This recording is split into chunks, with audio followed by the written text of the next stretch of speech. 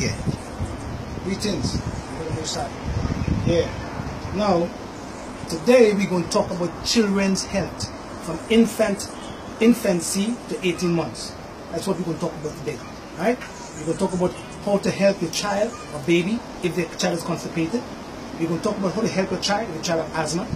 We're going to talk about how to help your child if your child have if she have too much energy, or if the child not eating well, and the foods you should feed your child or infant between the age of 1 month to 18 months. Okay? Alright, now, I don't want any parent to say that I'm telling them no see a doctor.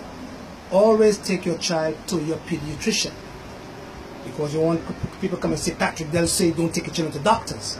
I never said that. I said I'm teaching you how to do certain home remedies if there are simple things. If it's chronic, you make sure that you take your child to a pediatrician. Alright? But we don't want the hospital to be bombarded with all these people. Then we have people say, well, you know, all these herbal remedies, and they still come back to us. All these drugs you give them and they still come back to us eventually. This is when you want to mess them up. Same thing. You understand? It works two ways. Alright? And we don't want to fight on nobody, but everybody should respect each other's principle. Right? Now when a woman is pregnant and she make a baby, right? That child from infancy supposed to learn, if the mother is eating the right foods, how to administer these foods to her child while she's eating, because whatever the mother eats is what the child's get. And lots of children is coming down with eczema and asthma because the mother was not taught how to use the foods when she was pregnant or when she's breastfeeding. So from 1 month to 6 months, milk, breast milk should be administered, because the woman's breast milk have all the protection that the child needs. Not from the cow milk, not from soy milk, because soy milk could also cause the child, if it's a girl child, to have trouble with the thyroid gland, and if it's a male child, could have the child to have a lot of boobs, because soy is GMO, 80% of it. So you have to look for fermented soy. So from 1 month to 6 months, a woman should feed the child milk from the breast for the child's protection. And we know for a fact now that they are bombarding the vaccination program, the vaccines, with MSG, mercury, aluminum, and lead, and aspartame, all these different heavy metals. MMR vaccine causes seizures in children. They can't do that. And number 2, the polio vaccine is contaminated with the Simian 40 virus, called Simian 40 for short, which is an immunosuppressor to HIV long term. Let them do that too. We'll do the research. It's there. So they said to us, mercury and MSG and all these heavy metals no good for us to use, but the vaccine full of them. But they're putting this in our babies now. So the woman's breast milk from 1 month to 6 months is the child's protection. That's why God gave you the breast, to feed the child milk so the child could survive and get protection from the milk that you have in your breast. Cow milk is a poison. It's a poison. Don't give it to your children. It's called mucus. So if you don't produce breast milk from the breast, your next choice should be coconut milk or goat milk, which don't have mucus. The coconut milk should be taken from the shell. The coconut should be taken from the shell, sorry. And you should blend or grate it up till it becomes very fine, and blend it in a blender with some coconut water once the child passed the age of 6 months. And then you could administer the coconut milk to your child when your child reaches the age of 6 months. From 1 month to 6 months, 100% of the child's diet should be breast milk. After 6 months, the breast milk should be cut down to 50%, and vegetables should be introduced into the child's diet in the puree form. Don't forget that now, mothers, right? And then, don't forget now that if you train your child or your baby to sugars or sweeteners and on fats or oils and salt, when your child gets older, that is what your child is going to crave for.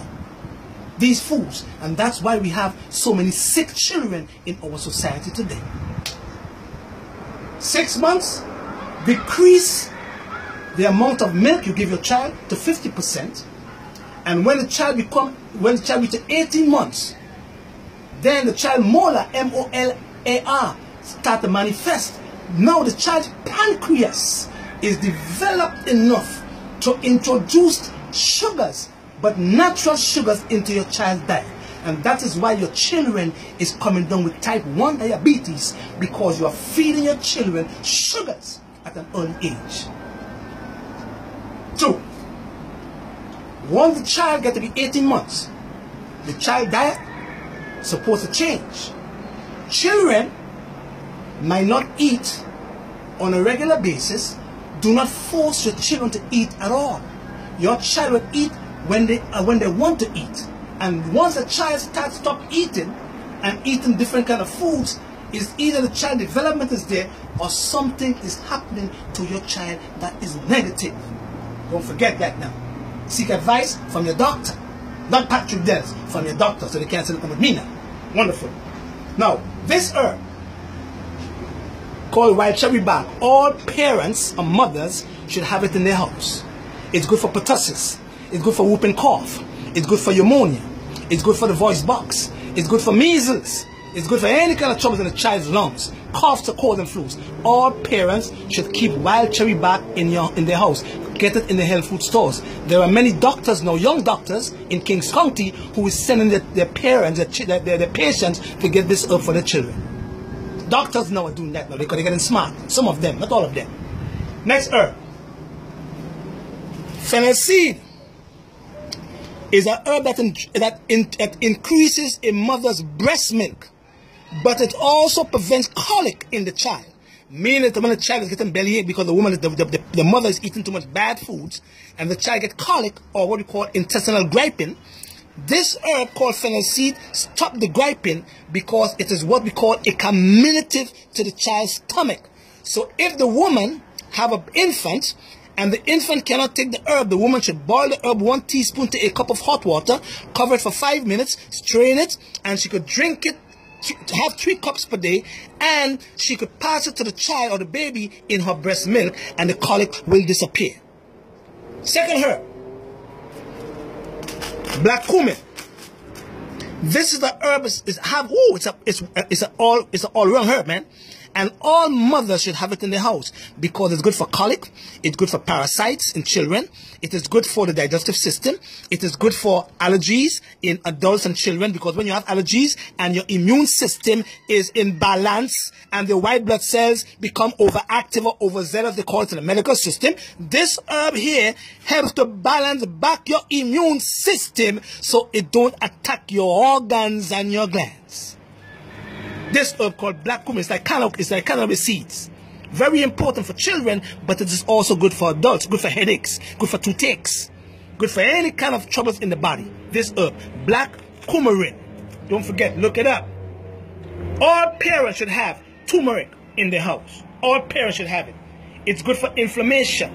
If the child has any kind of inflammatory problems, this herb should be used on a regular basis. All parents should have. Mothers should have sea moss in their house. Sea moss is full of trace elements. Children you could boil it and have it, give them as a tea, or you could soak it in some water and blend it up with the coconut water and the coconut milk and give it to your child, and your child's thyroid gland and your child's immune system will stay healthy with this particular herb. Lime bud. Look at right, the lime bud from the lime. You could peel the skin if the child have colic again, and you could give the child. It keeps the child's digestive system well with the leaves of the lime tree. Wonderful for children when they have colic and when they have heat in the body, eczema. It cools the skin. It cools the liver. These are herbs that can be used for babies or infants and children. All right, toddlers. Bread nut. I like to give my kids bread nuts. We take all the bread nuts, it's like a starch, but it's a complex carbohydrate.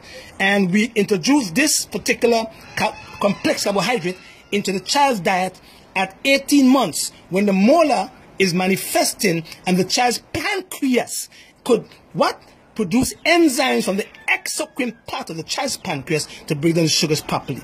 Not before. At 18 months, you introduce these foods into your child, that all the complex carbohydrates to help the pancreas. Next one. When your child have or get constipated, lots of parents do not know what to do. Sometimes there is a worm blocking the passage of the anus. So what we do, we take a cotton, a swab, a Q-tip, and then we put it in the oil. And what you could do is put your child or your baby lay down on the left side with the baby's leg curved, and you could take the Q-tip with the oil and tickle the child's bottom with that, and you will see a child start going to the bathroom if there is a worm blocking the child's anus and causing the child to have constipation, right? And if that don't work, you go and see a doctor because something else could be wrong. Again, next thing again, asthma. Lots of children is suffering from asthma. Dairy products do not cause asthma, but dairy products exacerbate an asthma attack because it causes lots of mucus in the child's system.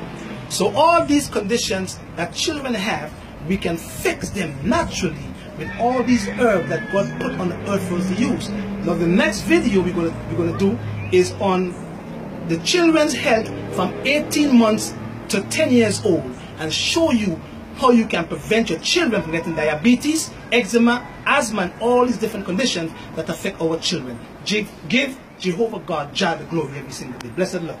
All right.